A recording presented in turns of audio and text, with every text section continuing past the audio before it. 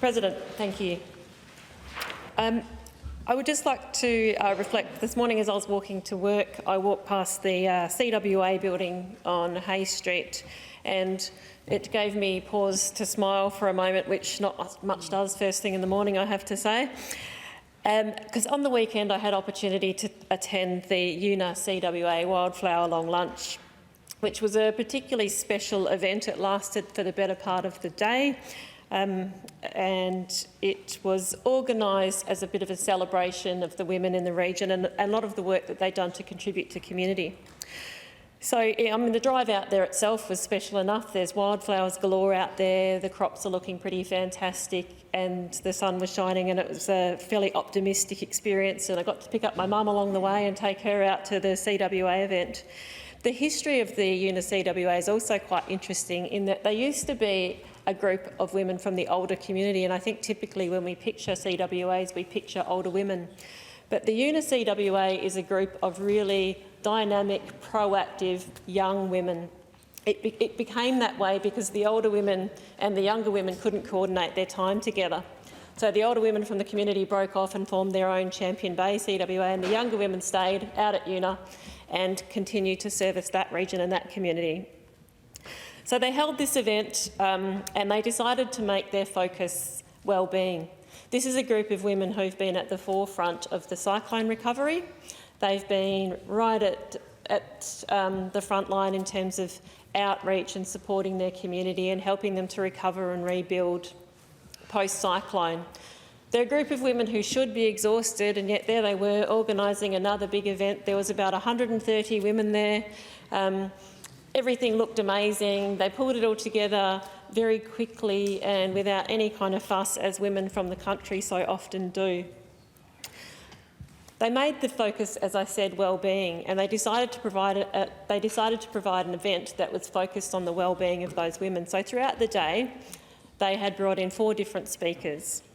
One of them was a woman from the Murchison area, a farm out there, probably the northernmost farm, or sort of the like crop farming. Fleur Thompson, who spoke, she was originally a farmer, and she spoke about women's capacity to give and making sure they look after themselves, and she spoke a lot about her own farming experience growing up as a female in farms.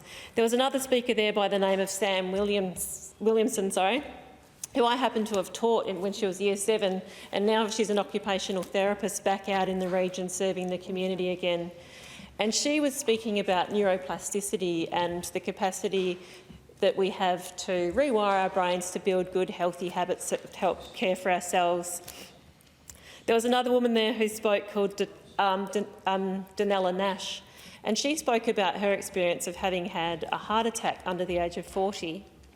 And it was a particular type of heart attack, and I'll probably speak more on this particular heart condition later. It's called SCAD, spontaneous coronary artery dissection. It's one that's not very well known, and it's one where unusually the survival rate in women is lower than that of men.